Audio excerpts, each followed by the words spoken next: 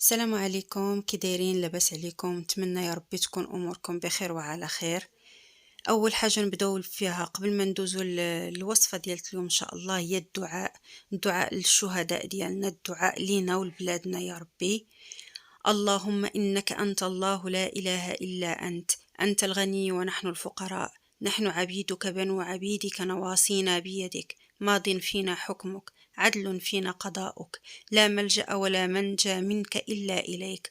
اللهم ادفع عنا البلاء والبراكين والزلازل والمحن وجميع الفتن ما ظهر منها وما بطن. اللهم إني أستودعك جميع المسلمين والمسلمات في هذه البلاد.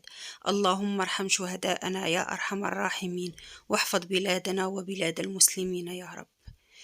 ندوزو على بركة الله الوصفة ديال اليوم. بالنسبة للوصفة ديال اليوم فهي وصفة سهلة كيف ما عودتكم.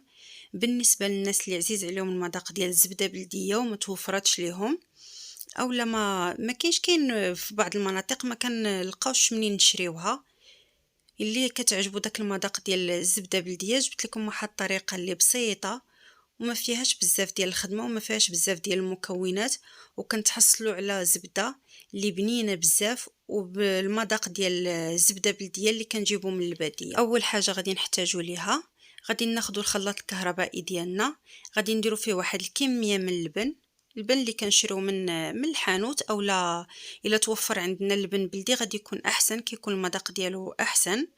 هنايا غادي ناخذ تقريبا واحد الكاس كبير، تقريبا واحد 400 ل 500 مليلتر، ما نتجاوزوهاش. نديروها في الخلاط وغادي نضيفوا معاها واحد المعلقه كبيره من الخل الابيض. بالنسبه للخل الابيض كما كنعرفوا الا ضفناه على الحليب فهو كيروبو لينا الا بغينا نحصلوا على الجبن. فهاد الوصفه هذه ما غاديش يخسر لينا اللبن.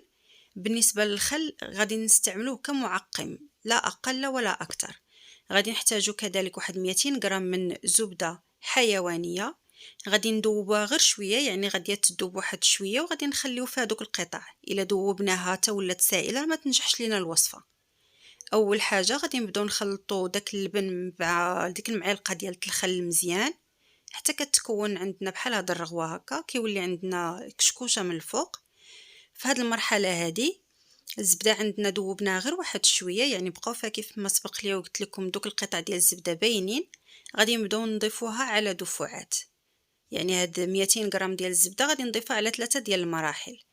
غنضيف الكميه الاولى وغادي نخلط واحد المده تقريبا ديال 20 حتى ل 30 ثانيه تنحس بها تخلطات.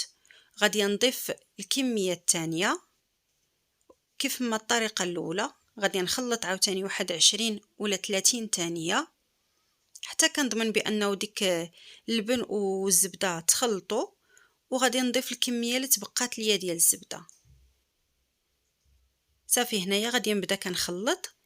فاش غادي نخلط مزيان غادي نتحصل على واحد القوام اللي كيكون ثقيل نوعا ما، بحال الا كنطلعوا المايونيز بهذا الشكل هذا. صافي في هذه المرحله هذه راه وجدات لينا الزبده. غنجيبوا العلبه اللي كنحفظوا فيها الزبده ديالتنا في الثلاجه وغادي نخويو فيها ولا نفرغوا فيها هذاك الخليط. كيف ما شفتوا هنايا راه ما كيجيش سائل نهائيا.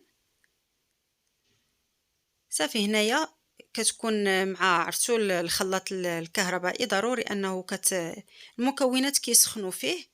يعني هنايا غادي نديرها في الثلاجه واحد شويه، واحد ساعه المكانه علين ما تجمع راسها. صافي هنايا من بعد ما خليتها واحد المده، هنايا راه بدينا كنستهلكوا منها. صافي ها هما الخليط اللي درنا في الاول، ها نتوما كي تتحصلوا عليه كتجينا بحال الزبده بلديه اللي كنشريو من المحلات، ولا الزبده اللي كنشريو نيت من عند الناس ديال الباديه. كيجي فيها داك المذاق ديال اللبن، كيعطيها داك المذاق اللي كناخذوا في الزبده بلديه اللي كنصاوبوا بيدينا الا نخضنا اللبن عندنا في الدار، اولا اللي كنشريو من عند الناس ديال الباديه. نتمنى الوصفه ديال اليوم تنال الاعجاب ديالكم. الى اول مره تدخلوا للقناه ديالي ما تنسوش تدعموني بلايك واشتراك، وإلى عجبتكم الوصفة ما تنساوناش بالتعليقات ديالكم. شكرا، إلى وصفة قادمة إن شاء الله.